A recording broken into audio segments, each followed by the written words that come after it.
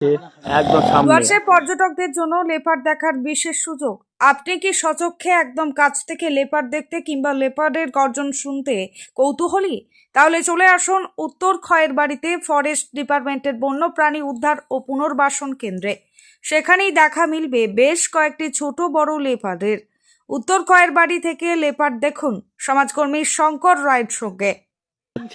একদম সামনে ডাকও দিচ্ছে মাঝে মাঝে। আর রয়েছি খয়ের বাড়িতে। এখানে এখন পর্যন্ত আমরা 10টা বাঘ কিন্তু দেখতে পেয়েছি। শুয়ে রয়েছে 5টি বাঘ, দেখুন ওই খাঁচার ভিতরে রয়েছে।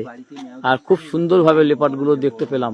আমি চেষ্টা করছি। রসিক বিলেত থেকে এখানে কিন্তু খুব সুন্দরভাবে বাঘগুলো দেখা যায়। এই দেখুন এখানে এখানে ঘুরে ঘুরে চতুর্পাশে ঘুরে ঘুরে বাঘ দেখা যায়। আজকে রবিবার, প্রচুর পর্যটক কিন্তু তারা চলে এসেছে। খয়েরবাড়িতে প্রথমে ঢুকে মনটা সত্যি খুব খারাপ হয়েছিল, কেননা অনেকটা জঙ্গল পার করে ফেললাম, কোনো কিছুই দেখতে পাচ্ছিলাম না। কিন্তু কিছুটা জঙ্গল পার করার পর এখন শেষমেশে একটা বড় কিন্তু যে আমার পেছনে লেপার্ডের ঘরগুলো আছে, সেই লেপার্ড দেখে সত্যি খুব খুশি হয়ে গেলাম। ভাবতেই পারি নাই যে আমরা এত বড় একটা লেপার্ড দেখতে পারবো।